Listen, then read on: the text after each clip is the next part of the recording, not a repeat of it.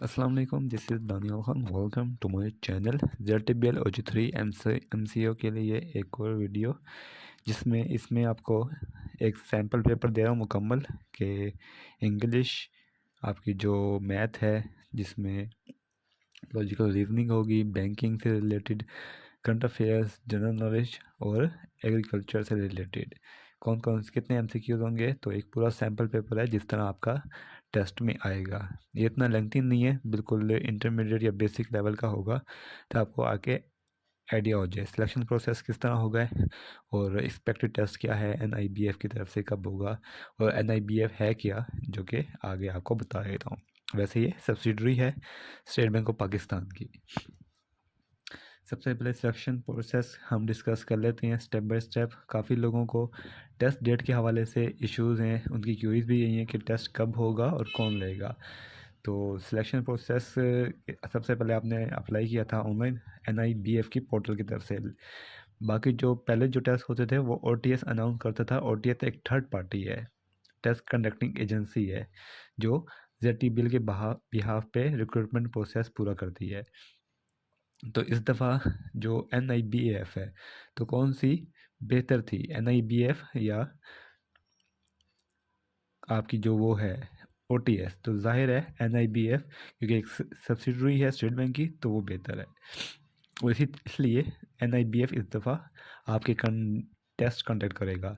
तो आपने फ़ी पे की, आपने ऑनलाइन अप्लाई किया, फ़ी पे की और आपने अपना जो फ़ी वाउचर है और कंफर्मेशन ईमेल है वो सेंड की है। नेक्स्ट फेज़ क्या होगा आपका कि आप एडमिट कार्ड रिसीव करेंगे, जिसे हम रोल नंबर स्लिप कहते हैं, ईमेल के ज़रिए। ईमेल के ज़रिए आपको एडमिट कार्ड रिसीव होंगे और इसको इन्फॉर्म किया जाएगा, अनाउंसमेंट भी की जाएगी इसकी NIBF की वेबसाइट पे। उसके बाद क्या होगा, उस एडमिट कार्ड में आपका वेन्यू लिखा होगा कि कौन से सेंटर में आपका टेस्ट है, किस डेट को आपका टेस्ट है और टाइमिंग क्या होगी। पूरा उसमें आप लिखा होगा, इंस्ट्रक्शन लिखे होंगे कि आपने ये चीज़ें टेस्ट के लिए लेके आनी है, जिसमें बॉल पेन का लिखा होता है नॉर्मली और एक क्लिपबोर्ड का लिखा होता है और इलेक्ट्रॉनिक गैजेट से ये कहा होता है कि आपने ये चीज़ें अलाउ नहीं होती। उसके बाद रिटन टेस्ट होंगे आपके, जो भी आपके डेजिग्नेटेड सेंटर्स होंगे। ये MCQs बेस्ड टेस्ट होगा, पेपर बेस्ड टेस्ट होगा, कोई इलेक्ट्रॉनिक या जो ऑनलाइन टेस्ट हो रहे होते हैं दूसरे बैंकों के वो नहीं होंगे, पेपर बेस्ड टेस्ट होगा। जब आप इसमें क्वालिफाई कर लेंगे तो क्या होगा, एक मेरिट बनेगा। अब मेरिट क्या होता है, हर प्रोविंस का डिफरेंट होगा। पंजाब का मेरिट डिफरेंट होगा, सिंध का डिफरेंट होगा, KP का डिफरेंट होगा और जो बलूचिस्तान है उसका डिफरेंट होगा। आज़ाद जम्मू कश्मीर का भी डिफरेंट होता है, गिलगित का भी डिफरेंट होता है। सबसे हाईएस्ट मेरिट होता है पंजाब का, KP का, उसके बाद सिंध, बलूचिस्तान, आज़ाद जम्मू कश्मीर और गिलगित। तो मेरिट वाइज आपका वो होता है जो जाहिर है। अब मेरिट कहाँ रुकता है वो डिपेंड करता है पोस्ट पे, और उसके बाद जब आपका वो हो जाएगा, मेरिट डिसाइड हो जाएगा कि कहाँ कहाँ हो, कितने जो मेरिट तक वाले हैं उनको सिलेक्ट किया है, उसके बाद आपको अलाउ किए जाएंगे अपॉइंटमेंट लेटर्स, इंटरव्यू लेटर्स। फिर उन जिन कैंडिडेट्स का इंटरव्यू होगा, आपसे डॉक्यूमेंट्स मंगवाए जाएंगे, आपके जो अटेस्टेड डॉक्यूमेंट्स हैं, फिर उनकी वेरिफिकेशन होगी और आपका फाइनल अप्रूव अपॉइंटमेंट आपकी हो जाएगी based on the overall merit, आपका टेस्ट और आपका इंटरव्यू की बेस पे। जब ये सिलेक्शन हो जाएगी, अब आ जाते हैं आपकी तैयारी के हवाले से। पास पेपर्स PDF नहीं है, गलती से लिख दिया PDF। तो 4 हुए हैं, 7/1/2024, 28/8/22, 29/11/20, 2/12/18। ये आपको ऑनलाइन भी मिल जाएंगे और इनमें क्या है, अगर आपको चाहिए और तो आपको जो डिस्क्रिप्शन है उसमें ये सारे लिंक्स मिल जाएंगे, आप वहाँ से पास पेपर लाजमी देखिएगा, क्योंकि 10 से 15 MCQs, और ये बहुत बड़े MCQs होते हैं कि 10 से 15 अगर आपको मार्क्स मिल रहे हैं पास पेपर से, तो ये एक अच्छी वो आपको मिल रही होती है, मार्क्स मिल रहे होते हैं। ऐसा नहीं है कि 80%, कुछ लोग समझते हैं कि 80% या 90% आपका पास पेपर से कवर हो जाएगा, तो ऐसा बिल्कुल भी नहीं है। मैक्सिमम 10 या 15 MCQs आपके पास पेपर से निकल आते हैं और ये भी एक अच्छा वो है मार्क्स। नंबर है जो आपको मिल जाता है।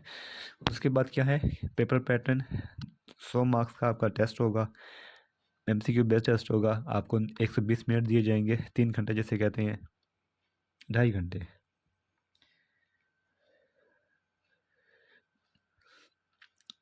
1.5 से 2 घंटे आपको मिलते हैं, 1.5 से 2 घंटे, सॉरी।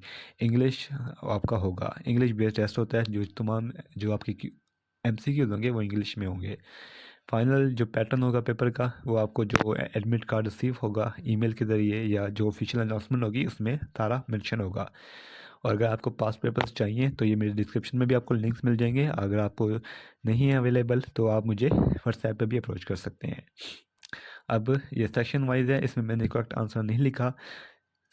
सेक्शन वाइज आपको बनाया हुआ है, कोई रैंडम क्वेश्चन नहीं है इंग्लिश। उसके बाद दूसरा सेक्शन आएगा, फिर तीसरा सेक्शन, चौथा section. For example, synonym of rapid is slow, fast, weak, small. आप अपने ये जो क्वेश्चन है ये चेक करें, आपको आइडिया हो जाएगा कि आपकी कितनी तैयारी है। क्वेश्चन करेक्ट आंसर इसके नहीं है, इसके करेक्ट आंसर आपको चाहिए होंगे तो मैं अपलोड कर दूंगा। तो सबसे पहले सिनम ऑफ रैपिड, दूसरा इसके बाद सेक्शन कंटिन्यू रहेगा। जैसे ये 20 क्वेश्चन हो जाएंगे फिर दूसरा सेक्शन स्टार्ट हो जाएगा, फिर वो कंटिन्यू रहेगा, तीसरा सेक्शन। तो इस तरह ये वीडियो चलती रहेगी, आप ये लाजमी कर लें अपना, ताकि आपको आइडिया हो जाए कि आपके जो कितने मार्क्स हैं जो आपके आ सकते हैं। अगर ये जो मैं एमसीक्यूज आपके लिए अपलोड कर रहा हूँ तो इनको ज़रूर देखा करें, क्योंकि ये काफ़ी मैं रिसर्च करके आपके लिए अपलोड करता हूँ। मैंने एनपीवी आईआर के भी अपलोड किए हुए हैं, इंग्लिश के अपलोड किए हुए हैं, और नेक्स्ट अभी ये एक सैम्पल पेपर है जस्ट। इसके बाद एग्रीकल्चर और बैंक से रिलेटेड भी अपलोड करता रहूँगा। उसके बाद मैं जो मॉक टेस्ट है वो भी अपलोड करूँगा, पहले भी मैं करता रहा हूँ, अब भी करूँगा। आप वो भी देख सकते हैं, ये आपकी एक अच्छी तैयारी होगी। बार बार ये पूछना टेस्ट कब होगा, टेस्ट कब होगा, टेस्ट की डेट, टेस्ट इतनी जल्दी नहीं अनाउंस होता। अप्लाई करने के 1.5 महीने लग जाता है। अप्लाई करने के बाद फ़ौरन टेस्ट कंडक्ट नहीं हो जाते अप्लाई करने के बाद। बहुत से स्टूडेंट क्या करते हैं कि अप्लाई करने के फ़ौरन बाद ही टेस्ट को पूछने लग जाते हैं कि टेस्ट कब होंगे। एफपीएससी में 3 महीने 4 महीने लग जाते हैं, पीपीएससी में भी इतने महीने लग जाते हैं। तो आप बचाए इसके कि टेस्ट का पूछें, आप उसकी टेस्ट की तैयारी पे अपना वो करें, एनर्जी लगाएं। तो अब आपको ये क्वेश्चन शो होंगे, लास्ट तक देख लीजिएगा। कोई भी इशू आप मुझे कमेंट कर सकते हैं, यूट्यूब पे अप्रोच कर सकते हैं। अब आपको सिर्फ एमसीक्यू नजर आएंगे। थैंक यू, दुआ में याद रखिएगा।